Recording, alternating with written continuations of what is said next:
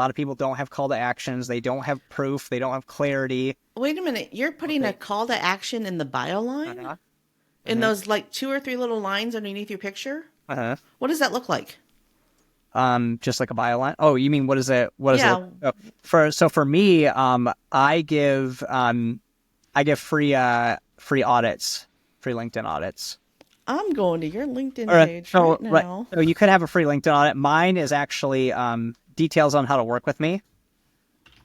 But the reason I do it is because the bio line is something that you can see, or people can see when they're finding you in searches or you're commenting. Yours actually says land clients through authoritative outreach without needing to go viral or have a huge audience.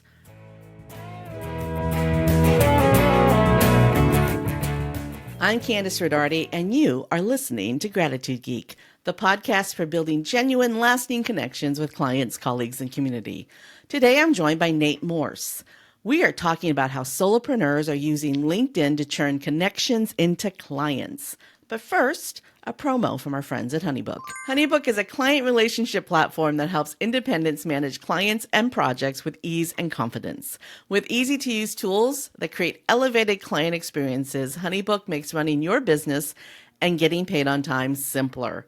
I use HoneyBook to manage the workflow of the Gratitude Geek podcast. I have for many, many years. I absolutely love it, and I wouldn't be able to manage this podcast without it. So check out the show notes for a special offer for Gratitude Geek listeners. Welcome, Nate. Kandas. How are you? Good. How are you? Fabulous.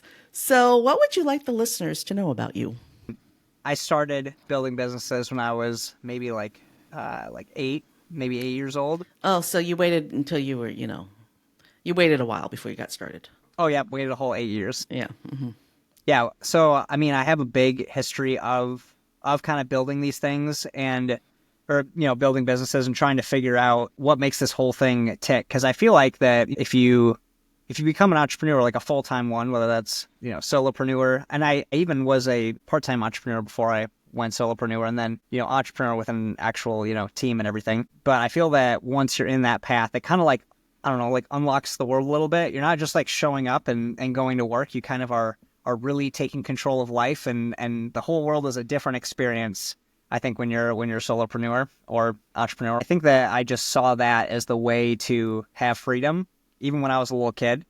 And so I've always been focusing on that. But a lot of it led to trying to figure out, just like you were saying, with building relationships with future clients. And a lot of it came to like, okay, yeah, if it is just that relationship, then how do we get into the most, advantageous position for us as often as possible? And so for me, that was just, okay, I just need the right conversations with the right people. That's how it works in real life. So online, how do I get to that? If I can get to that and systematically, get there more often, then that's essentially what I focused on for the longest time. And then once I figured that out, then was helping other people, because a lot of people seem to have that same, problem. And you figured out how to do that in LinkedIn? I figured out how to do it in person. So basically, when I was younger, little kid building businesses and stuff, I didn't really ever make a lot of money with them. And so I was like, okay, there's something in sales that I have to figure out. And so I started doing sales jobs. So I would do door knocking, cold calling. I worked at an AT&T store selling phones and internet and all of that. I worked at a car dealership. I've worked at SaaS companies and, different marketing agencies and stuff. So I spent a lot of my normal career time building up sales skills, because that's what I felt I needed. During that, it was basically just when you're talking to someone, how do you get to the right conversation from whatever that starting point is, right? How do you connect and bring that there? Yeah, that pathway made me go there. LinkedIn was the more scalable version of it once I started getting clients and needed to have a more scalable way to spark those conversations versus like cold calling. But let's backtrack back to sales, because my first job was a camp counselor, but my first job was in retail, right? Selling clothing, high-end clothing in a retail environment. I only ever had sales jobs until I became a buyer. So then I was a buyer buying from salespeople. So that's the only work I've ever done is sales. I don't know how to do anything else. It's what I do. But a lot of people are like, I don't know how to sell, but everybody is in sales. Yeah, they're selling all the time. So talk about that. Well, yeah, a lot of it is just I mean, you're going to sell, whoever's listening, this is going to sell to someone today. They probably just sold to someone before this. You know, you have a kid and you're trying to work with them on things, like you're selling them. You have a relationship and you guys are deciding what you want to do for dinner.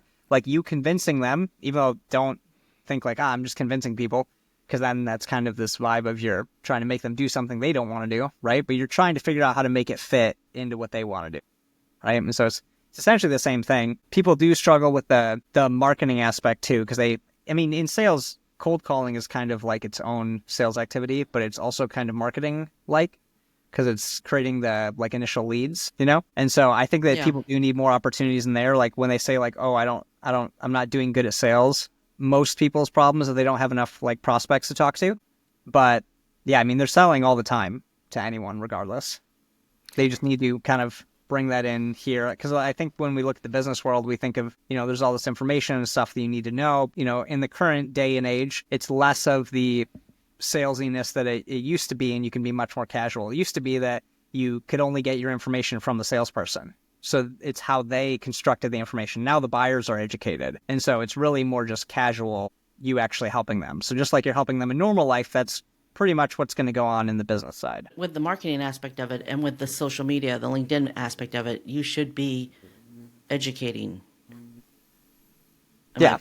So before you even get to that conversation with the sales, well, the trusted guide concept. This is really what I wanted to talk to you, was this trusted guide concept that you have on LinkedIn, which is, to me, an educator. It depends. So when I say the trusted guide on there, I actually like to go find the people that are educated and in the market for what we offer right now. So that, and then they become their guide. So they don't always need to be educated. They might just not have a guide because most of the people online that they're following are not offering the correct opportunities for them to start a relationship. A lot of people, the only opportunity that they offer is when you've decided that you want to work with me, but that's the entire buyer's journey.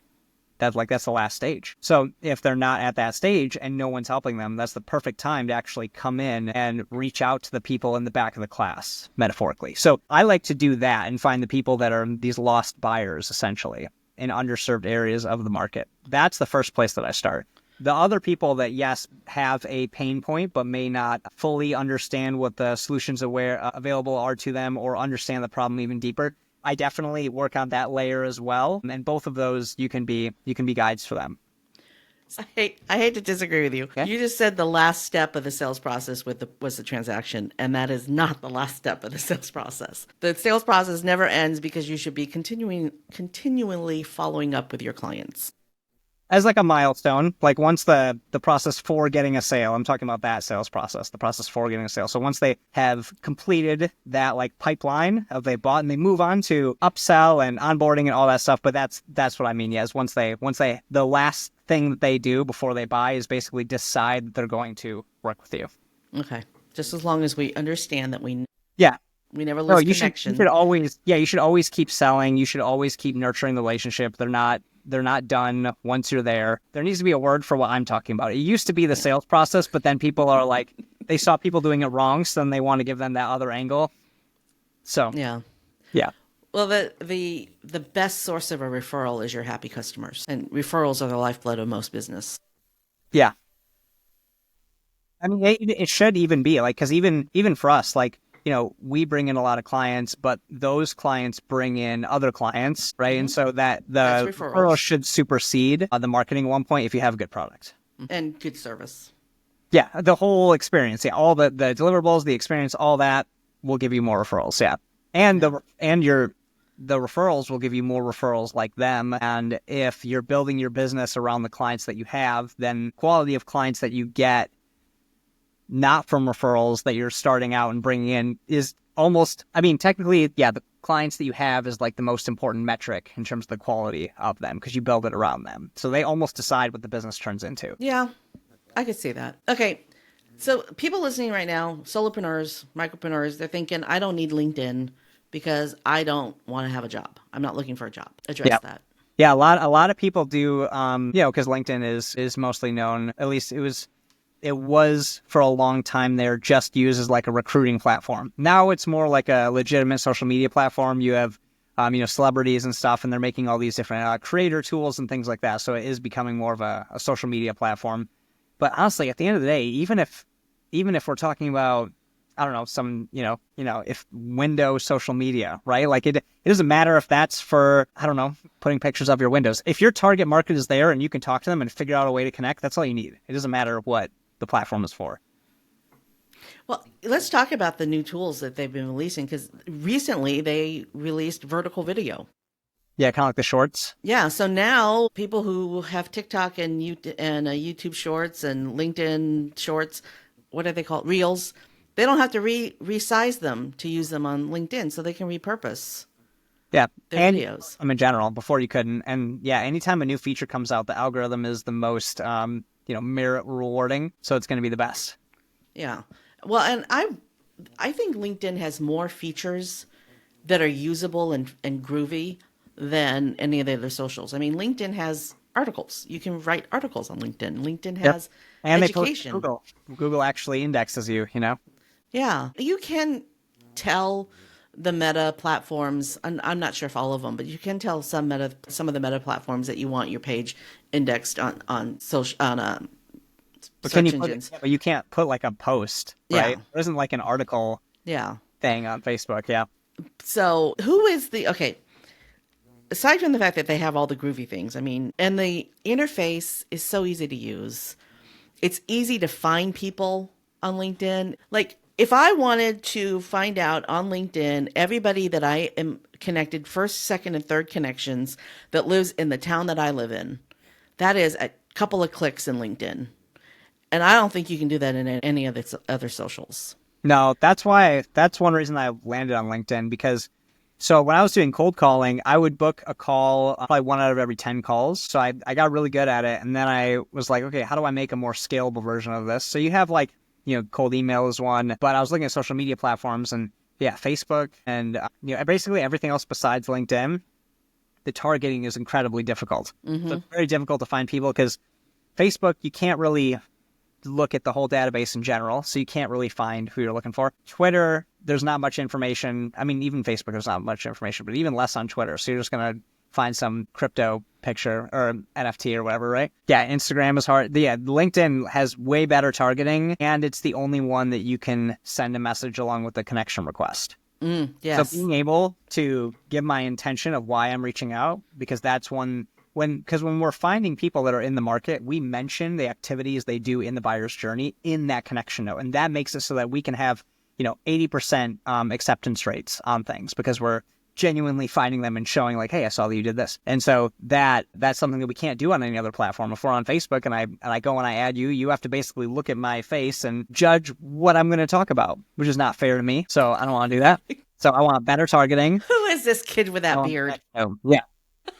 And back then I didn't even have a beard. Okay, it was like, you're talking about me when I'm like 19, So for anyone to even listen to me, I had to, be saying something that they wanted to hear. Yeah. So let's talk about that initial inbox message. So you send a connection request and you include an inbox message. What should that look like? Ooh, we're getting way too into the weeds here. Here, see, before I even have this answer, I have to do a massive amount of strategy and market research and discovery. So I don't want to give like half-ass answers in here. But let's say, for example, that you saw, you were just looking in your feed and you saw someone that would be a good fit, and you saw that they commented on someone's post saying that they struggled with something that you help out with, right? When you reach out to them, mention that you saw their comment about struggling with that. And that's pretty much all you need. Because first of all, there's not that much stuff that you can send in the connection note. But that's the real thing, is you need to show that they weren't found through a list. Because they want to be known. When I was cold calling people, the people that I knew something about, and I actually looked them up, or someone told me something or whatever, the one-word answers would stop, and they would actually engage with me. And so then I started researching everyone before I called them, and I built up a team that would do that for me ahead of time. And then we eventually got to LinkedIn. But until I had them realizing that I want to talk to them specifically, they really wouldn't engage much. So that's why I had to figure out, how do I do that strategy online?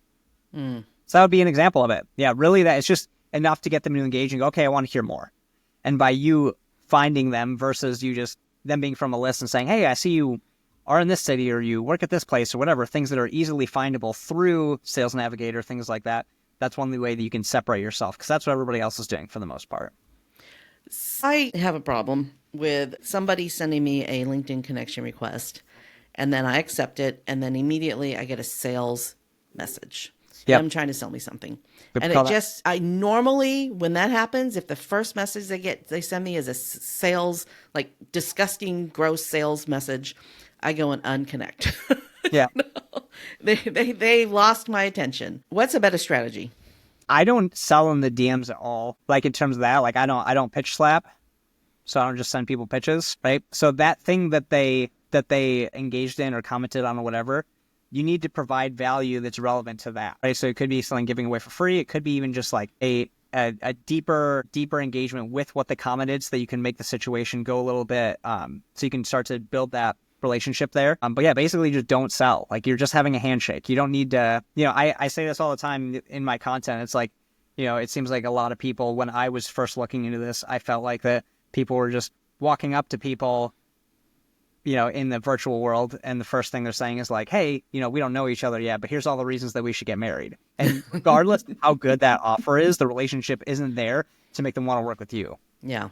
You got to start with coffee. Yeah. You're not going to get married. You got to start with coffee. Yeah. So I was just thinking about what you just said. And let's just say, for an example, somebody made a comment about podcasting and somebody made a post about podcasting. And one of the comments is, I would love to be a guest on podcasts, but I don't even know where to find shows to be a guest on.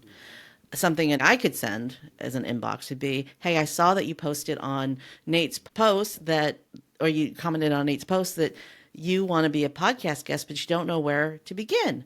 Well, I have this resource where you can find places where you can find shows to be a guest on. Yeah. Would that be too salesy or would that be? No, that's totally fine. So it's interesting when we look at what salesy is. Okay, so on one side of the world, you have people who are comfort focused. They're going to feel like everything is salesy. So anything that induces change or offers change is something that they're going to not know it because they feel like that change is being induced on them. They're going to say no. They could just wake up, have a bad day. Someone pooped in their oatmeal and they just think that someone has bad intentions towards them because they view things in that way and they're jaded, right?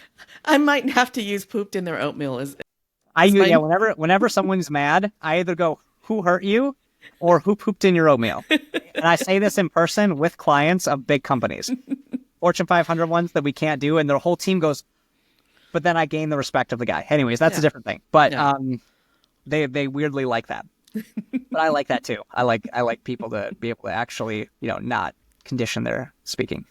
Okay, so let's see. We've spent a lot of time talking about inboxing, but let's actually talk about how to use LinkedIn if you're a solopreneur. What should solopreneurs be doing? I feel like I only gave like a half answer to the last one.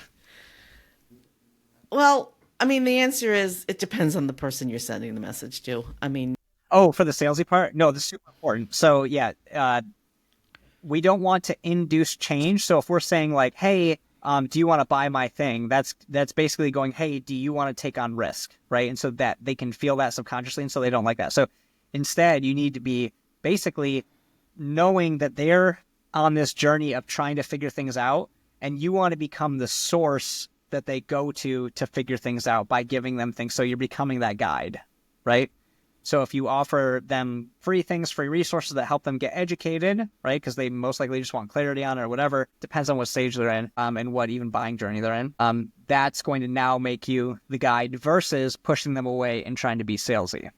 Oh, speaking of which, listener, if you would like that guide to how to get booked on podcasts, there's a link in the notes. Boom. As well. Okay, so we talked about inboxes. Let's talk about the actual how a solopreneur should use LinkedIn aside from inboxing. Sure. Yeah. First thing they need to do. Well, I mean, this is assuming that they're not really using LinkedIn and they did at one point because school had them make it for the college or whatever they were doing to go get the job, right? And they haven't touched it in 10 years or whatever. So for those people, yeah, just right now, it's like a resume. Okay. What I want to make sure we avoid is turning your profile into a brochure. It's not what we want. We want a sales page. So you need to have compelling things. Your bio line can't just say what you do. It has to have something compelling, have call to actions. A lot of people don't have call to actions. They don't have proof. They don't have clarity. Wait a minute. You're putting a call to action in the bio line? Uh-huh. In those like 2 or 3 little lines underneath your picture? Uh-huh. What does that look like? Just like a bio line. Oh, you mean what is it? What is it? Yeah. For me, I give free audits, free LinkedIn audits. I'm going to your LinkedIn Or page so right now. so you could have a free LinkedIn audit. Mine is actually details on how to work with me. But the reason I do it is because the bio line is something that you can see or people can see when you're when they're finding you in searches or you're commenting. Sorry. I just What? sent you a request. Yeah, that's fine. That's not Okay, it. so it says yours actually says land clients through authoritative outreach without needing to go viral or have a huge audience. 3,000 plus targeted leads generated for my clients. Check my featured link to learn more. Oh, you know what? We have this new. Can I share my screen? Sure. I can share my screen. Hold on. We're using a new, ladies and gentlemen, if you're watching and you're wondering what in the world is going on here, why does my video look different? It's because I'm using a new interface. Or excitement about sharing the screen. Yeah. So let's see. Here's Nate's LinkedIn. There's a new feature that's out that I haven't taken advantage of yet, but there's a new feature on LinkedIn where that banner, you can make it like a slide deck. So Really? you can put like case studies and stuff in there. I'm working on that, but that's a new thing that's out, so that's cool.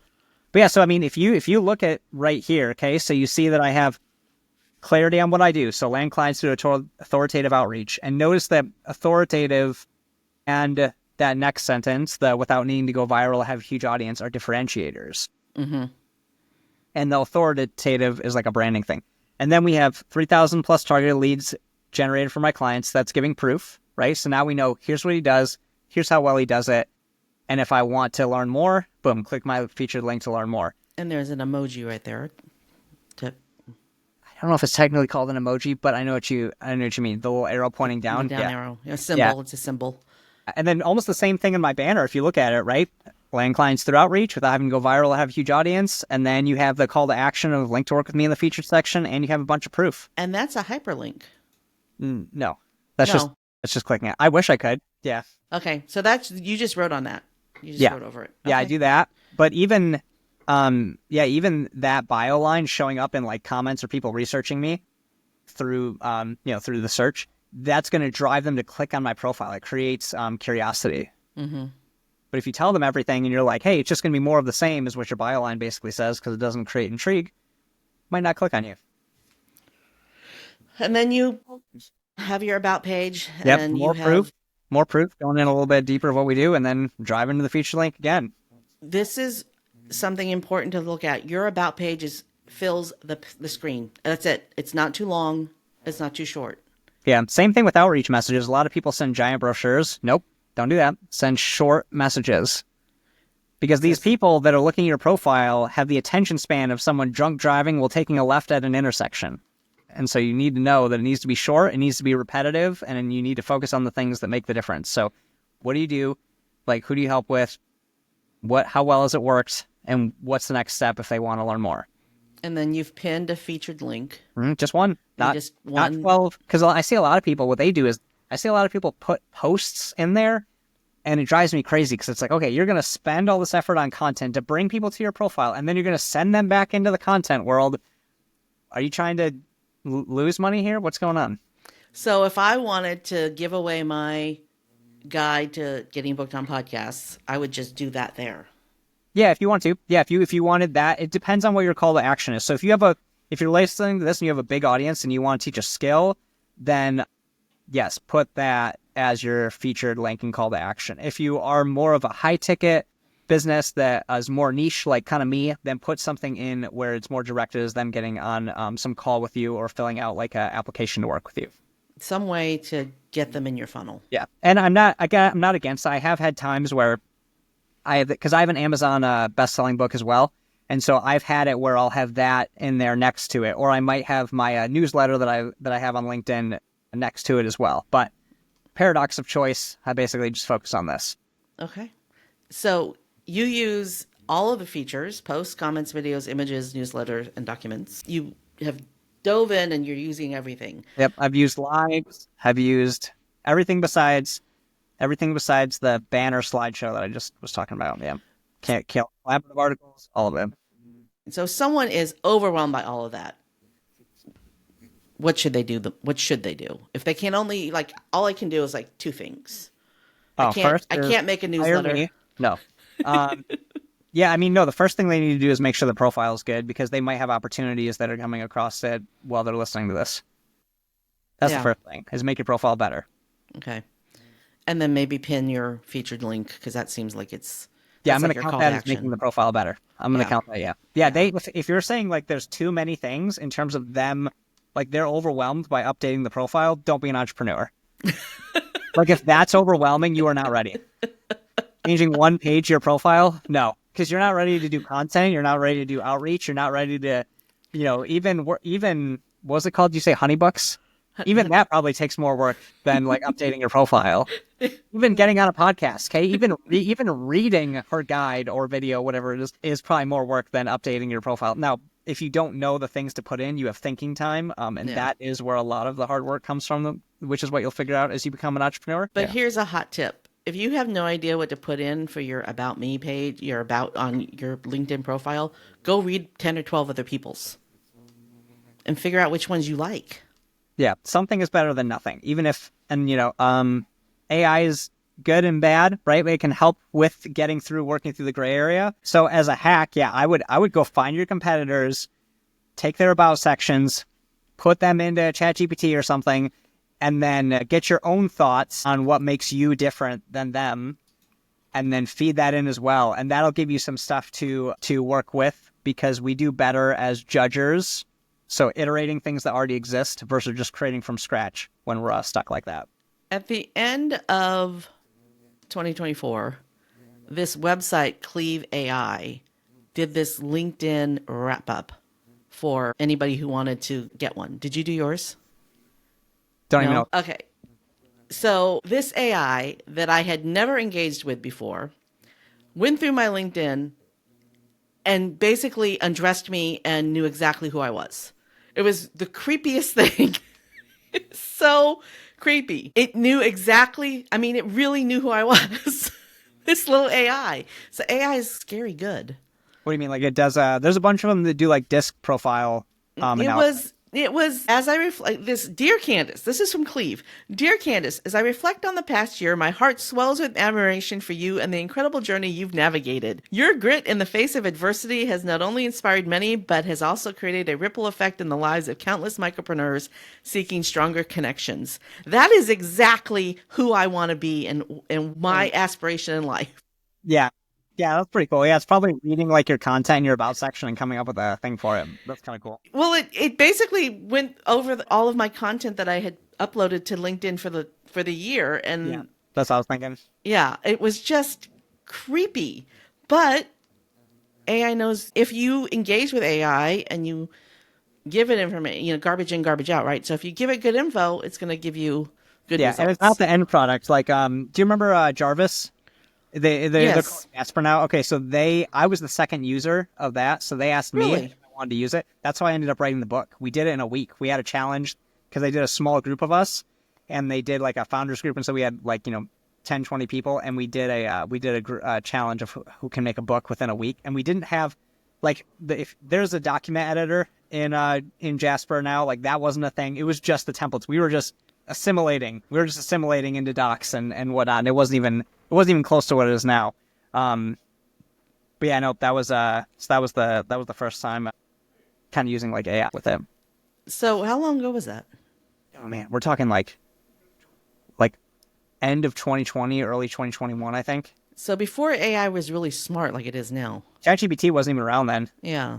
I remember when ChatGPT came out, and that was like a real issue because Jarvis had paid a lot to get access to like a really well programmed version of GPT, and then when they made it like accessible like that became an issue because they were dominating up until then. It's moving faster than the speed of light. It gets better every day. Yeah, the reason I said that is because when I was going through it and they were asking me for feedback and stuff, I told them that AI like this seems to be great for working through the gray, like getting to the things that helps you like assimilate and gives you feedback and things that you can work relative to. Because it seems that building things from the ground up is much harder than if someone gives you something and you judge and you go, no, not that. It's kind of like I have like a little theory. Have you ever taken like Myers-Briggs tests? Mm-hmm. Okay, so you know how the last letter is either a J or a P, right? Yeah, I don't remember, but okay. So yeah, J is for judging, right? So that's breaking things down, and then P is for perceiving. So creative, right? And even throughout our workday, when we put a lot of work in, at the end of the day, what do we want to do? We want to kind of just like sit down and observe, and judging is much easier at that point, right? But hold on a minute. You're telling me that the Myers-Briggs The last thing letter, there's only two kinds of people according to Myers-Briggs: judgers or perceivers. for that last letter, yeah. I don't know how I feel about that. Well, it just says, are you more of a creative person, or are you more analytical, is what it's saying.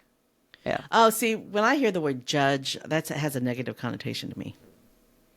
Oh, okay. Well, yeah, Yeah. analytical.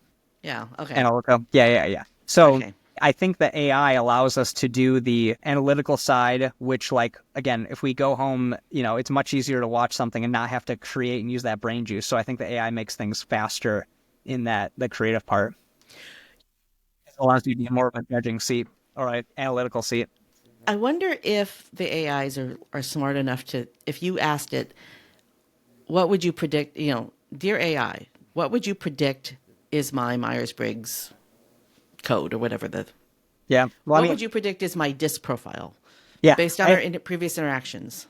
yeah, I have AI that does that. We use it for like outreach so that we can know how to do it, because it'll tell us like, okay, how risk tolerant do we think they are? Like, do they make decisions fast or slow? And it'll give us the DISC analysis. So it'll yours is the person has to actually answer the questions. It'll No? just analyze it. So just like you showed me with like Cleve, right? Yeah. With Cleve, it'll analyze everything just like that, but it'll give me a DISC profile and give me their info like that. How interesting. Yeah.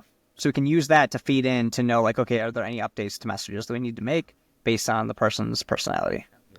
Huh. Is that something that you sell? Hmm? Do you sell that software? No, it's part of it. We have like a whole partnership thing built in. But if people want like help with that, if they talk to us, we can figure that kind of stuff out. Like, we could analyze things for them and whatnot. How interesting. Because I was always adverse to those kinds of tests because I don't like people telling me who I am. Yeah. Well, I mean, there's a book, Personality Isn't Permanent. Everybody's different in different contexts. Like, if I'm here right now doing work, but then I'm going to go hang out with my dog, I'm going to be a different dude, right? So everybody has these different alter egos in different contexts of life. So that personality is going to change depending on how you change. Like, I used to be more extroverted. Now I'm a little bit more introverted, but I'm a sales guy, so I have that kind of thing. But yeah, we're all changing and growing in different contexts and all that. Yeah. I don't know if it's introverted, extrovert, or extroverted, introvert, but I can get on a stage in front of 5,000 people, do a speech or whatever, teach a class, whatever. But then I have to go home and be by myself for 3 days. Yeah, so there's loud introverts and there are quiet or shy extroverts. But the main thing for it is, yeah, when you go do something like that, does it give you energy, or do you need to go take a nap after? I need to take a nap after. When I go to business seminars and there's a mixer at night, I take a nap in between those. Otherwise, I'm so dead, like I can't do it. So they're very stimulating and they suck up energy, but I also am like a loud introvert with that. So it sounds like you're probably the same way. Yeah, I think that's a typical sales personality. People who are good at sales can be on when they need to be on, but then they need to take their me time. I need my me time. Yeah. It depends. There's some people that are just, like that jock type, super extroverted, and I think they thrive off of, they get energy from the social energy. Yeah. All right. Well, let's talk about some success stories. Give me, if you can come up with one, give me a success story of how a solopreneur has shifted their business using LinkedIn. Okay. So I had a client who I just had a call with him yesterday. He started with us in October, and he was a school teacher, and he wanted to go on his own and have his own business. So brand new offer, brand new everything, and we helped him with the competitive positioning in the market. So basically it's from the ground up, right? So competitive positioning in the market, the offer itself, what visual models he uses in the sales process, how he does the sales process, his outreach on LinkedIn, all of that. And so I think yesterday, he said that he's at 23 grand so far, and he only spent like 6.5 grand with us. So that's like a 4x ROI within, 3 or 4 months essentially. But from going from nothing where you don't know anything, and then like having the right market research and the positioning and all of these things actually going in and working, that was really cool. But yeah, for, someone that has never been an entrepreneur to leave their job within like a month and then go on their own, that was like, those ones are the most fun for me. How many months has he been doing this? So, let's see, he started in October. So October. So like not even 4 months. Yeah. Fun. Because We only it's scary. we only did outreach for like 2 months, It's really scary to quit your job and just go. Yeah. I was an entrepreneur for 6 years. If you're familiar with an entrepreneur, do you think the listeners are? Define it. So basically, an entrepreneur is like a company brings you in to be an entrepreneur. In their company, you get to use their team, you get to use their resources, and you get to just build businesses. That's such a smart way to do business. Yeah, no, that's if you can. Now, that opportunity is insanely hard to get. I didn't try to find it. It came to me. How I did it is I was working at AT&T, and I asked all the business owners to go to coffee, and I had already been building businesses, and I'd been working in accelerators forever. So those guys just started offering positions for me to work with them. And so eventually I took this one. But yeah, I would totally recommend if you can get that first, do that, because you're going to learn way more. It's going to take more time. Google is a great example of a company that uses this model, this entrepreneur model. They give people free reign to develop things, and that is how the groovy new stuff gets developed. Yeah. Google has stuff going on all the time that we don't know about until it's launched. Yeah. Same with Apple. The closest to that I have is I just have a very entrepreneurial environment. So like I don't really micromanage, and I really encourage them to bring ideas to the table. But it's also the standard that I hold is that they're leading. They're not just being told what to do. So they have to be entrepreneurial. But yes, an entrepreneur, you do get to like build your own thing. Now, you say like leaving the job is a very hard thing to do. I totally agree. I don't think, because I actually, the entrepreneur job, I actually got let go of that because we worked in the RV and automotive, and they sold right before COVID happened. Then the huge company bought, and they're like, oh, this guy has full autonomy. We're going to cut him out with all the other guys. And they gave me a great severance, right? But I remember like sitting there, like taking a shower and being like, okay, like I get good money from this. I get to do the entrepreneurship thing, but I don't really get to control the company. Like culture, all of that, how the people you work with, how you think you don't get to do that. And you don't get to control that stuff. So I don't think I would have ever actually left. I think I had golden handcuffs. I think I needed to be let go. But my plan was always like, if I get let go, there's no way first of all, I'm not going to find another opportunity like that. Most likely. It's a very difficult thing to find. But I didn't want to, I knew that I'd be stuck in that same spot. So then I went on my own. When my husband and I started our company in 98, I called him from work crying. And he says to me, just quit. And I was like, I can't just quit. God. And he's all, yes, you can. Just quit. And I did. And then we started a business. And so we had to make it work. Yeah. That's the thing is that I got to a point where I was building essentially this business on the side. And so it's just that I knew like, okay, I'm putting all of my best hours into the job. What would happen if I put my best hours into the business instead of like after work when I'm tired? Mm-hmm. You probably, I don't know if you were working on it before you quit or if you quit and then started it up, but he'd already had a similar business. We started a brand new one based on his ability to make amazing custom furniture. So he was working in the business that he owned before he and I started our business, which was a different business. They were a contractor for a very large furniture store. And when I came on board, we sold to small retail stores because that was my zone of genius. I knew how to sell to small retail stores. Yeah, because you worked at a retail store. Well, I had been a buyer before that. I had been in sales. Yeah. My customers, when I had been in sales, were small retail stores. Okay. That makes sense. So I took, and I was in the sporting goods industry. So I took everything I knew about selling sporting goods and I used it to sell custom furniture. I mean, it's relationships, right? It's relationships. Exactly. It's time for us to start wrapping up. So is there anything that you want to talk about that we have not covered yet? The reason that majority of businesses fail is usually lack of market research. That's one big thing. There's the other statistic that like 90% of businesses don't make it 5 years in. The number is really scary. Yeah, and I think that the market research is a huge component of that because they didn't see if there's an opportunity there. They just thought, hey, this is going to be great, and so the market's going to want it. Which doesn't always equate like that, unfortunately. I know Your soul tells you that it does, but it does not always go like that. The other aspect, though, is that I think that if you look at the people around you, not like the people that you chose to be around you, but if you just walk outside and look at the average person, most of them are not managing their life in a way that's going to work for an entrepreneur. And so I think that that shift of going to a solopreneur and how much differently life needs to be depending on how you handle things right now. Like I've kind of always been a little bit more like organized and like executive style of how I do things. And, you know, I'm not a big like going out and partying guy. I like to wake up early. I like to like work on my thing that I'm doing. I think that 90% also has a big thing to do with like how people manage life and adversity. And so I think that part of even making it that far is just not giving up, and other people give up within that amount of time. I think that because the market research, if you know that's the answer, then I think the rest of it's just not giving up, even if you have to become a higher level person, which I mean, at this point, I'm trying to grow, not so much just for making more money, but just like who's the person that I become through that process, you know? And some people don't want to grow because they have to let go of the current version of themselves. I recently saw a quote. It's an old quote, so I feel like I was out of the loop. Hey, new quote for some people. The quote is something along the lines of, I've already forgotten 3 people I used to be, or I've already forgotten those people that I used to be. And I was just like, yeah, wow. Okay, yes. Because before you're an entrepreneur, you have a group of friends that aren't entrepreneurs. When you become an entrepreneur, it is so important that you surround yourself with other people who are entrepreneurs, because the folks that aren't don't understand and they don't get you. Yeah. We actually just launched a new whole mastermind thing for just part of that. Yeah. Yeah. Mastermind is a fantastic way to find the right crowd. Yeah. I Even love Mastermind. Benjamin Hardy, he's the one that wrote the Personality Isn't Permanent, but he also wrote one called Willpower Doesn't Work.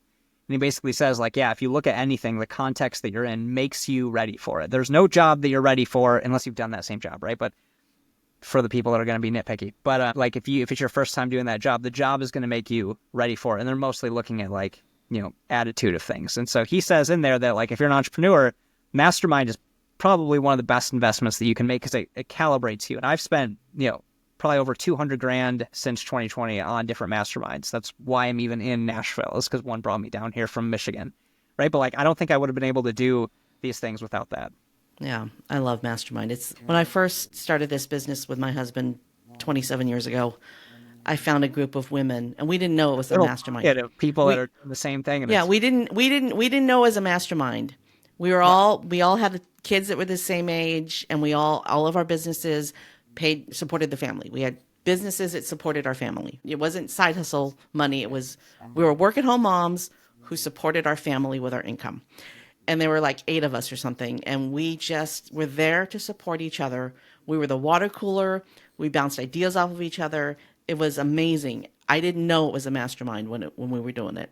Yeah, but without that group of women, and they know who they are, because I still love all of them, I don't think I could have. Yeah, I don't think I could have.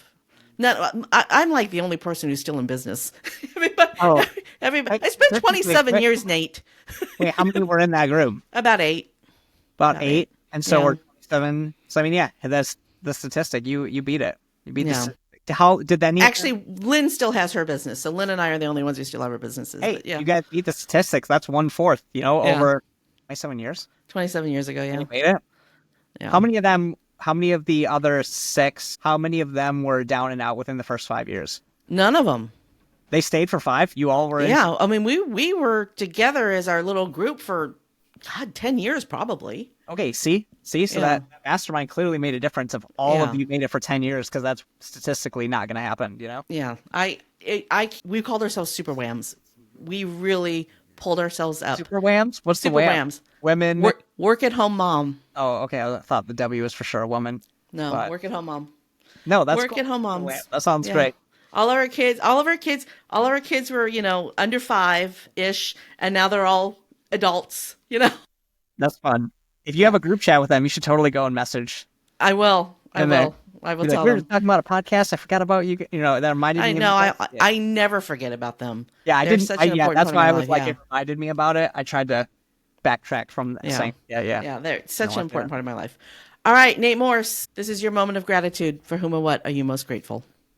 this sounds crazy, but I think I'm thankful for probably the two most challenging things that I had in life. One of them is I had epilepsy when I was 21. Stuff went down, and so you're forced restarting, and so that made me really look at life in a much deeper way and kind of gave me a depth that I haven't met other people that have for the most part, which is an interesting thing. And then the other is when I was 21, I engaged someone that was 35, and she had 7 kids, and I bought a huge house, and we did that for like 5 years. So that was during the epilepsy. So anyway, so though I think that the what would just be like tough times, honestly. I think those things pushed me and made me overdevelop in the ways that I got gifts from it. Thanks for tuning in to Gratitude Geek, the podcast for grateful micropreneurs building genuine, lasting relationships with clients, colleagues, and community. Our theme music is by Rev Brock and Soul Lily. To connect with Nate Morse and check out the resources we've talked about today, head over to the show notes at gratitudegeek.com. This is episode 264. I've been your host, Kandas Rodarte. Stay groovy, my friends. Stay groovy.